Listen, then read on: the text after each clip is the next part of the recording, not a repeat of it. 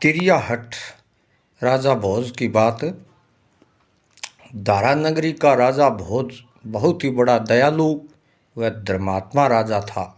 उसके राज्य में प्रजा बहुत ही सुखी थी। राजा एक नियम था कि वह 7वें दिन भेष बदलकर रात के समय सारी नगरी में चक्कर लगाता था कि प्रजा में कोई प्रकार का दुख तो नहीं है। तो एक दिन राजा रात के समय भेष बदलकर हो घोड़े सवार सारी नगरी में चक्कर लगाने के लिए निकल पड़ा।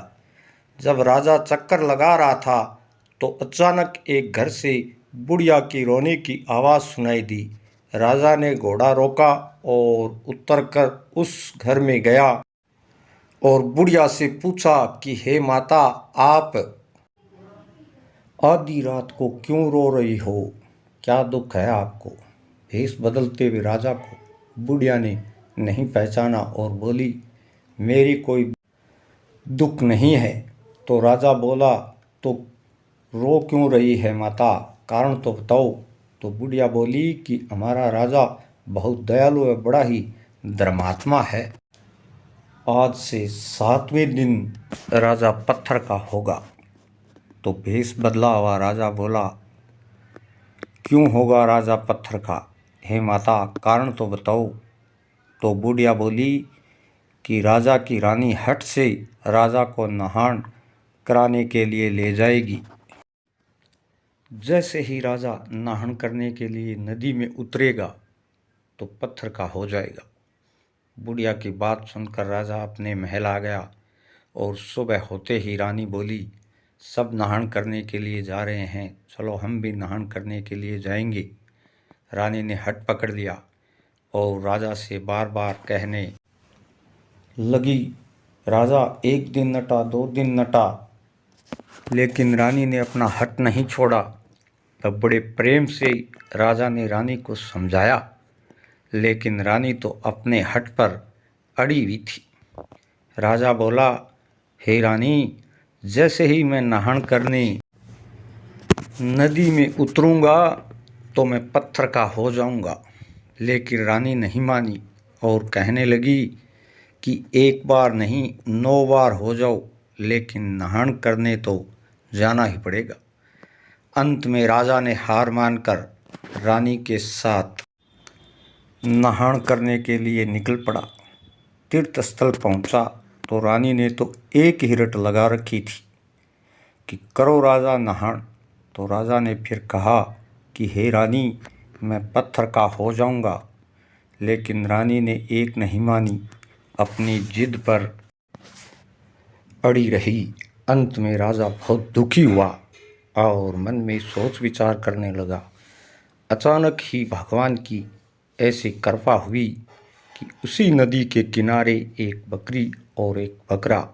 तो वो बकरी उस बकरे से कहने लगी कि वो फूल जो नदी में तिर कर आ रहा है वो ला कर दो, मैं उसे खाऊंगी। तो बकरे ने कहा, अरे मुझे तिरना नहीं आता, मैं डूब जाऊंगा, तो तुम ये जो नदी के किनारे फूल पड़े हैं वो खा लो। तो बकरी भी हट करने लगी। तो अंत में बकरे ने कहा कि मैं राजा भोज नहीं हूँ जो रानी के कहने पर पत्थर का होने जा रहा है। बकरे ने क्रोध में आकर बकरी के पेट पर जोरदार सींगों की टक्कर मारी और बकरी चिल्लाने लगी, बोली, अरे मुझे मत मारो, मैं आज के बाद भूलकर भी फूल का नाम नहीं लूँगी। ये सब नज़ारा राजा खड़ा खड़ा देख रहा था। तब राजा के समझ में आया कि लातू के भूत बातों से नहीं मानते। इतने में तो रानी ने फिर कह दिया कि राजा करो नहान। तो राजा ने चुपचाप घोड़े का ले कोरड़ा और रानी की पीठ पर 2 चाबुक लगा दिए और रानी चिल्लाने लगी कि नहीं नहीं, मुझे मत मारो, मैं सपने में भी नहान का नाम नहीं लूँगी, चलो हम घर चलेंगे। राजा और रानी दोनों अपने घर चले, रसे और बसे। तो दोस्तों, इसी तरह राजा पत्थर का होने से बच गया और अपने राज्य में गए और अपना राजकाज संभाला और अच्छी तरह से अपना राज किया। तो कहने का तात्पर्य यही है कि ऐसा हट क्या काम का जिससे आदमी की जान चली जाए।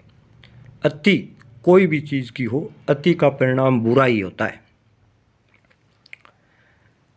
अति भला न बरसना, अति भली न धूप, अति भला न बोलना, अति भली न चुप। तो अति कोई भी चीज़ की हो उसका परिणाम बुरा होता है। अति की थी राजा रावण ने तो छिन में उड़ा दिया। अति की हिरण्याकश्यप ने तो भगवान ने नरसिंह रूप धार करके हिरण्यकश्यप का अंत किया था और प्रहलाद भक्त की रक्षा की थी। तो अति किसी भी चीज़ की बुरी होती है, इसलिए अति नहीं करनी चाहिए। और कहानी अच्छी लगी हो तो कमेंट में बताना और चैनल को लाइक, शेयर और सब्सक्राइब करना।